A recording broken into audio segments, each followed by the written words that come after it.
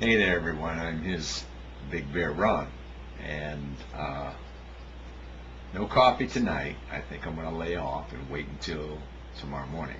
But I'm going to have some ice cream in a little bit. I just took it out of the freezer, so I'm going to let it sit a few minutes while I make this video.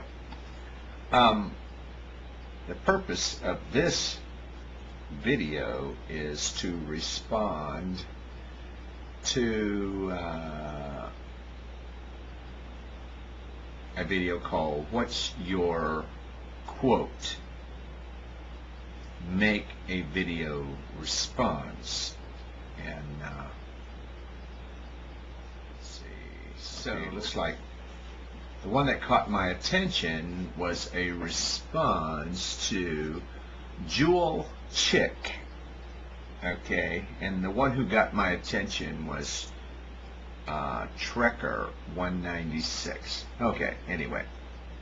And however, let me go ahead and throw in a word. I'll be going to SouthTube. Tomorrow is Thursday, and Friday night I will be staying at the conference center, and Saturday night and doing what I can do to help make this occasion a success. So I'm looking forward to this. Also, well, I'll just throw this in for whatever it's worth. I will reach my 50th birthday 3 months from today. Today is the 19th, right? Is it the 19th? Yeah, from the 19th. So on December the 19th, I will have reached my 50th lap around the sun. So, isn't that great? All right.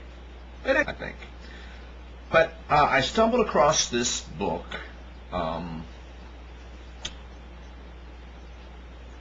Philosophy, Who Needs It, by Ayn Rand. After reading that one, then I read The Virtue of Selfishness.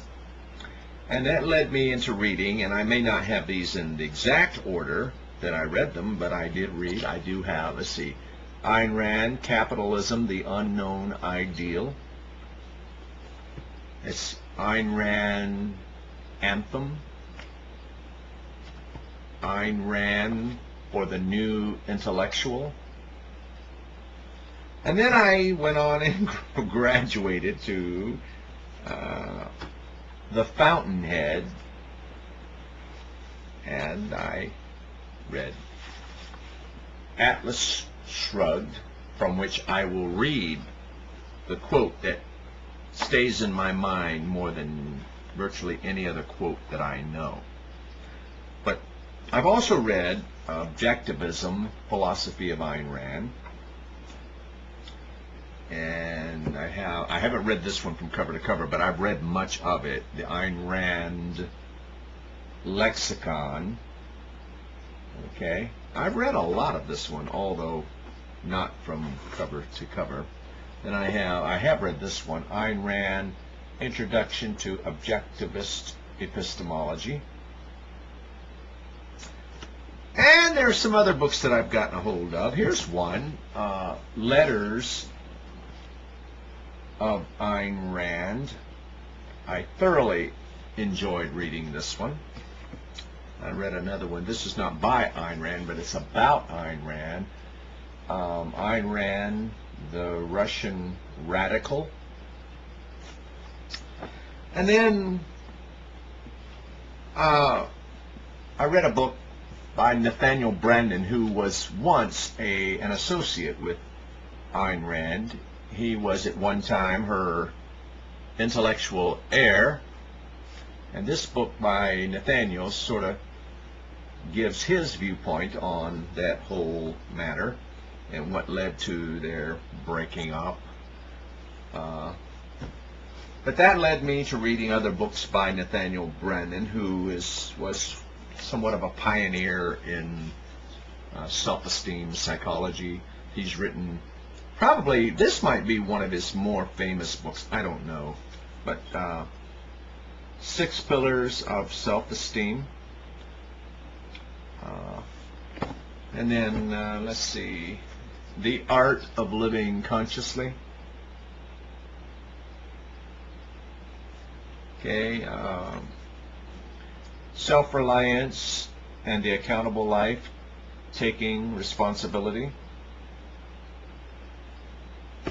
And let's see, and then I think his signature book was this one here, The Psychology of Self-Esteem, which led to this one, The Psychologist of Romantic Love.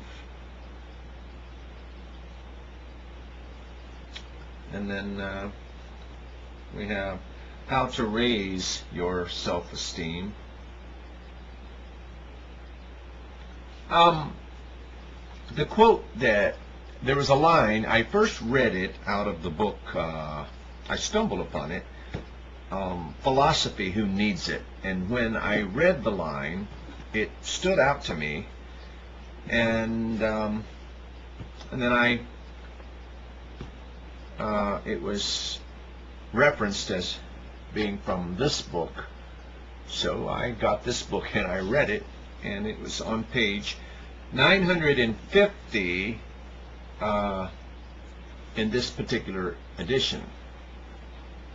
And this is right in the middle of John Galt's notorious speech. Let me read these lines to you. You seek escape from pain.